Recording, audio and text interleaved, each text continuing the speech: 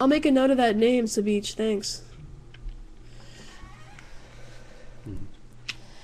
Yeah, Crowley was a confused guy, I think.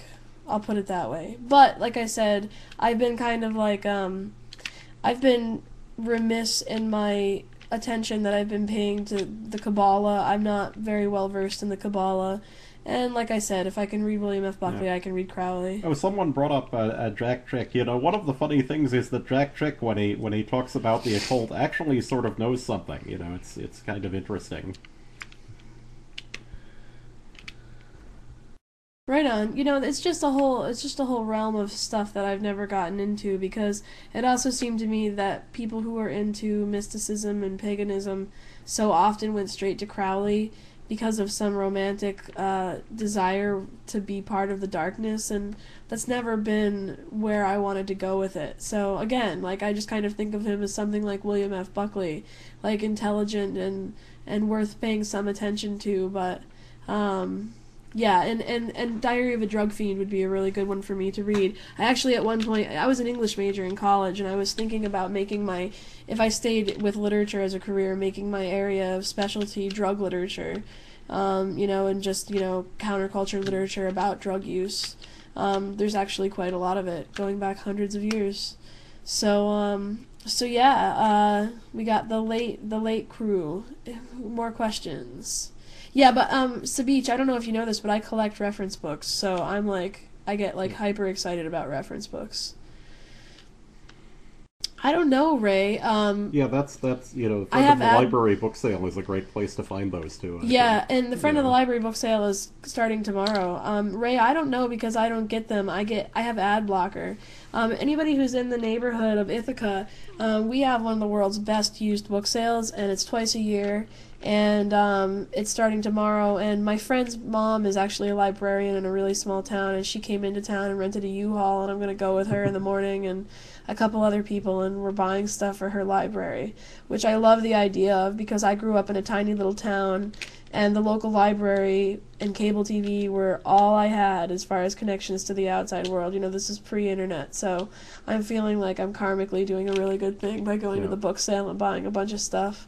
And she actually specifically was like, "How do you feel about reference?" And I was like, "Sweetie, I collect reference books. You got the perfect person." Okay, I love that shit. Yeah, there's a question here about mandatory service. I don't know what these people are Yeah, smoking, I am completely Like, not in hell favor of no, we mandatory won't go, service. No, okay? it will not No. happen. I mean, unless there's actually a serious threat to national security, no, Exactly. you don't do that in any normal No, mandatory situation. mandatory military service is bullshit. I might support I mandatory think it minimum was. I wage think it was service or actually something, but suggested that there could be a sort of mandatory service of, like another type, which again, like often, it's like what, people are supposed to be government slaves for a while, what? well, I like the idea. Again, I just said this while you were talking, and the thing is, I don't really like the idea of the government forcing people to do anything. But if you're gonna have some kind of mandatory service, I like the idea more of making people have a mandatory minimum wage job for a little while, like so rich people have to wash dishes or scrub toilets for a year. Because I have this friend from college named Cody who came from a middle class family, but he went to Phillips Andover Academy, which is the same high school that George Bush went to, and then he got a scholarship to Cornell, and he was really smart and really hardworking, and he ended up working for Microsoft, and he's doing great in his life. But when he was in high school, he worked at Pizza Hut, and he would come home tired, and he knew the difference between working that kind of job where you come home tired and working a job where you're excited to go in the morning because you're working on the stuff you want to work on. And I think it's important for privileged people to understand what it's like to come home from work physically tired, you know? So even though, like I said, I wouldn't really want the government to force people to do anything, the idea of mandatory minimum wage service strikes me as a lot nicer than mandatory military service. Hmm. Um, the 100-day benchmark in healthcare.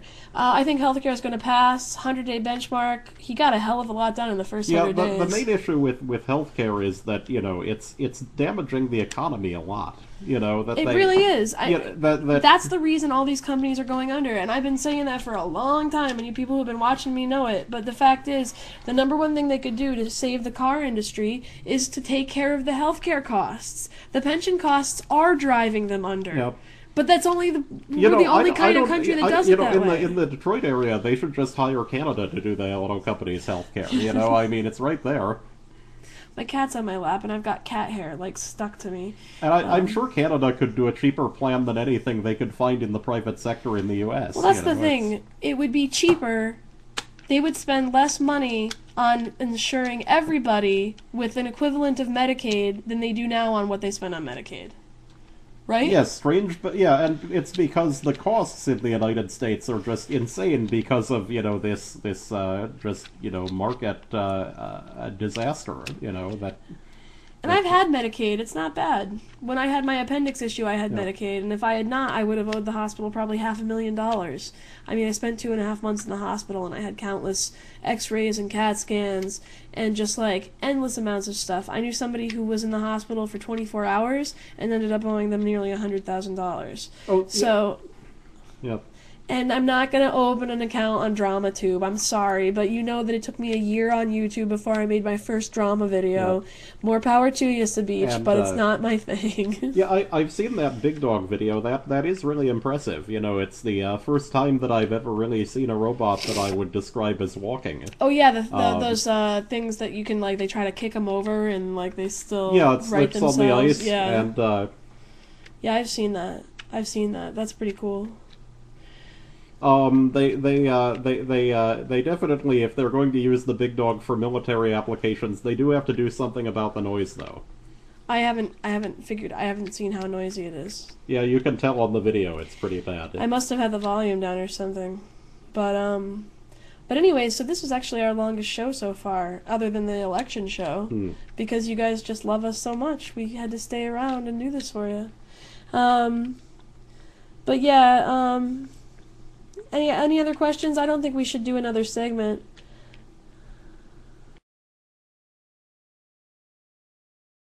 I'll check out DramaTube, Sabich. I will. I mean, the name is a turnoff for me, but I'm not gonna say I'm above drama. Everybody's got a little bit of drama in them sometimes, so I will check it out. And yeah. And the last 2 minutes, anybody got any more questions? Because we're gonna probably take off. Don't forget to subscribe to our channel on YouTube, The Aaron and Harry Show. That way, if you ever miss a show, you can catch us there. Unfortunately, you don't get to participate in the texts. Why are we so awesome, Harry? Dada Llama wants to know why we're so awesome. We do a lot of research on it. We just do a lot of research on being awesome. It might be the weed. I don't know.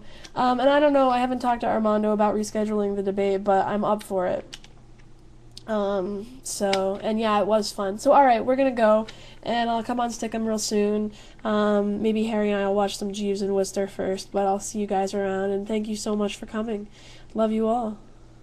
You guys can keep talking in text, about, Sabich. It's a thing that Armando, 321 wanted to do.